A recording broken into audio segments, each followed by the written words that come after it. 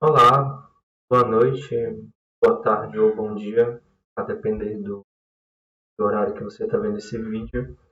Eu me chamo Ramon, curso de Engenharia de Materiais, e hoje vou estar falando um pouco a respeito das equações de Maxwell e desde a sua conceituação teórica até as principais formas de aplicação dentro da nossa sociedade. Bom, quem foi Maxwell? Maxwell ele foi um físico e matemático escocês que viveu em meados do século XIX. Ele teve uma grande importância na ciência em virtude de suas contribuições para o campo da eletromagnética no geral. E, além disso, ele foi responsável por formular uma série de equações matemáticas que unificaram os fenômenos elétricos e magnéticos em uma única teoria coerente. E, no caso, são as equações de Maxwell, que é o tema deste. Então, vamos lá. Aqui a gente tem a primeira equação de Maxwell, que seria a lei de Gauss para o campo elétrico. Bom, aqui na imagem ao lado nós temos uma determinada superfície fechada que está sendo atravessada pelos vetores do campo elétrico. De modo que a partir dessa interação entre campo elétrico e a superfície em questão, a gente pode definir que o fluxo elétrico ele será dado em função da integral de superfície fechada do produto escalar entre o vetor campo elétrico e o vetor normal da superfície ds. E nesse caso seria um infinitesimal da minha superfície, caso o nosso ds. Então, a partir dessa equação, o que Gauss ele percebeu? Ele percebeu que o fluxo do campo elétrico era proporcional à quantidade de carga envolvida pela superfície. Então, teremos que o fluxo será dado pela carga interna, dividida por uma constante, que nesse caso é nosso epsilon zero.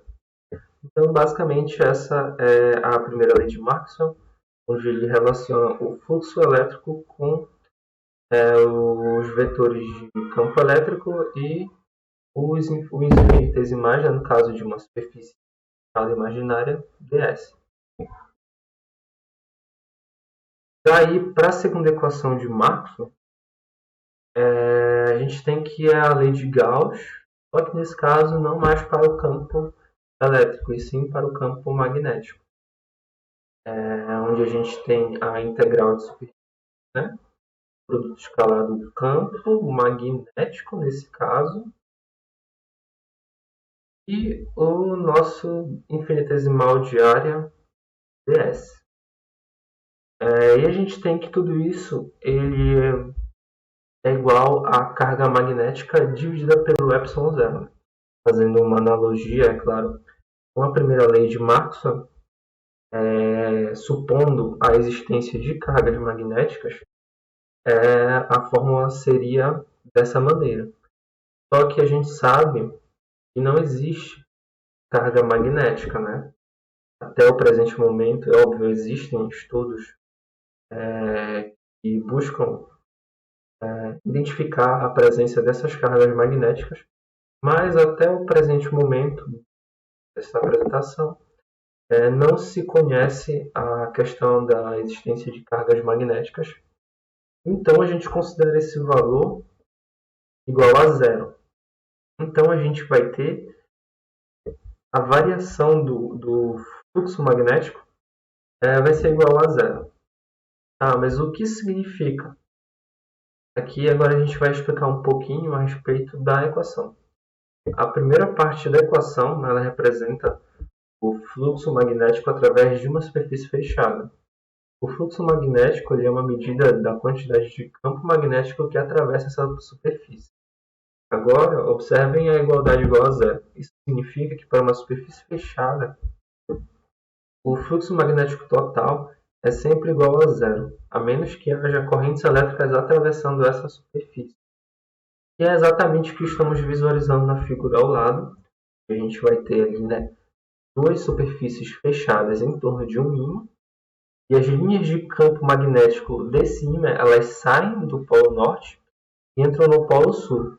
Em toda a superfície fechada, o número total de linhas de campo magnético que entram é igual ao número de linhas também, né, que saem, resultando assim em um fluxo magnético total igual a zero.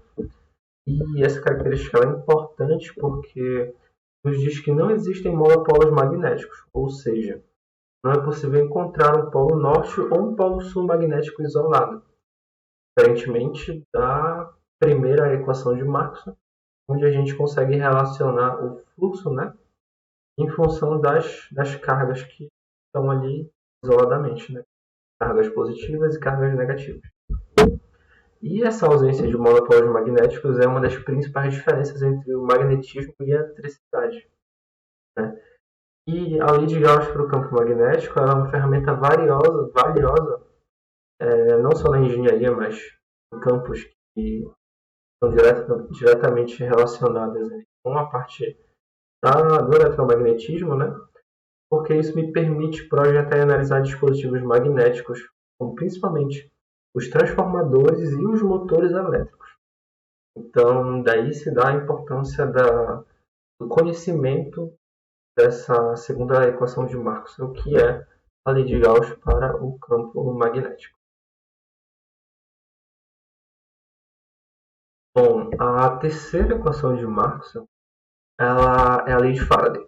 Essa equação é uma equação muito conhecida e é uma equação fundamental para a gente entender como um campo magnético variável, uma variação de um campo magnético, né, em função do tempo, pode gerar uma força eletromotriz, que nesse caso é a nossa FEM, ou, em outras palavras, voltagem, basicamente.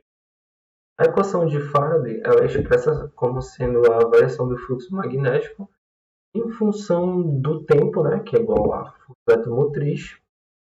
E a gente vai tentar explicar, pelo menos eu vou tentar explicar, com um exemplo prático. Então, aqui a gente tem um ímã e uma bobina, né, uma série de bobinas, e provavelmente pela cor devem ser de cobre, né, o cobre, como vocês sabem, é um metal que tem uma elevada condutibilidade elétrica, térmica também.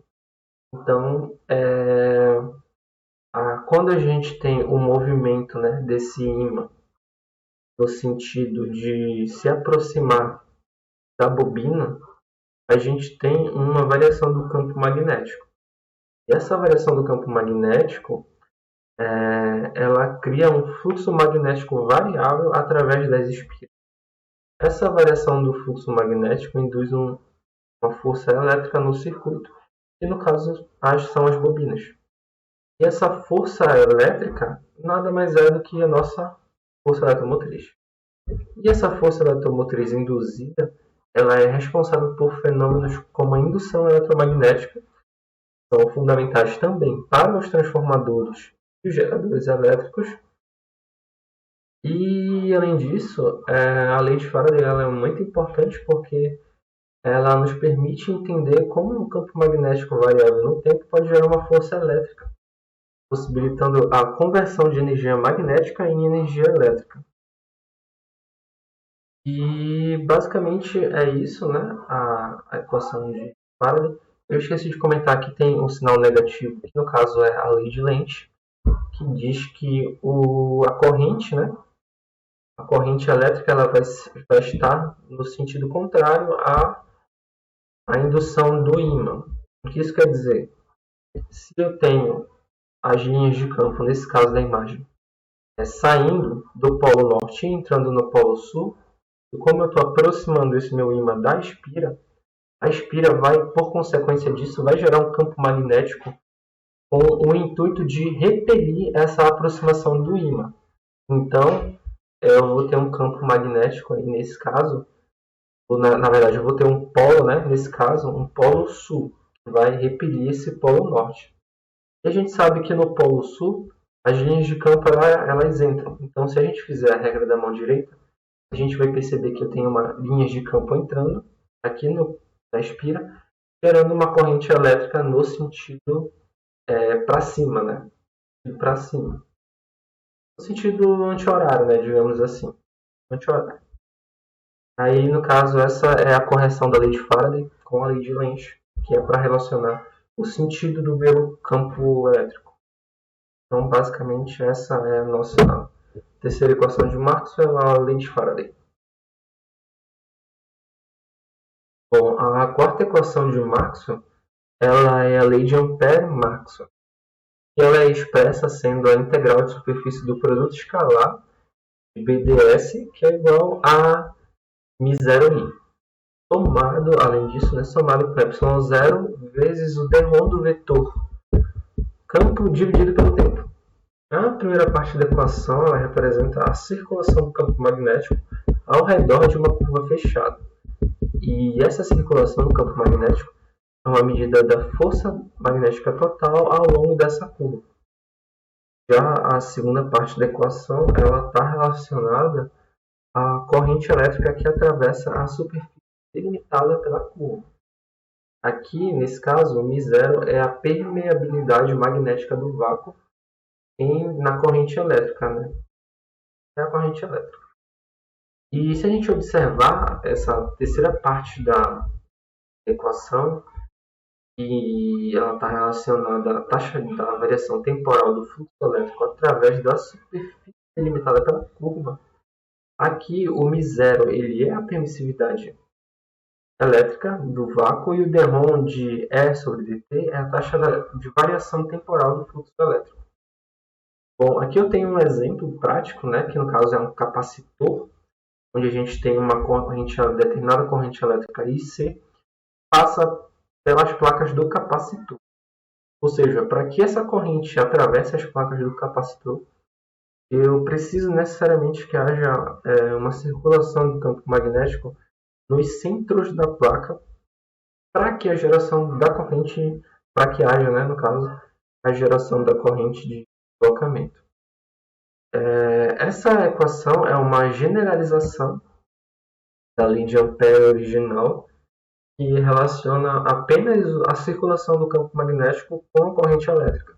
A lei de Ampère-Maxwell ela inclui a influência da taxa de variação do campo elétrico em relação ao tempo da circulação do campo magnético, que no caso é aí a variação do campo magnético. Bom, então é isso, pessoal. Basicamente era isso que eu tinha para conversar aqui com vocês. Eu espero que tenham entendido. Obrigado pela atenção.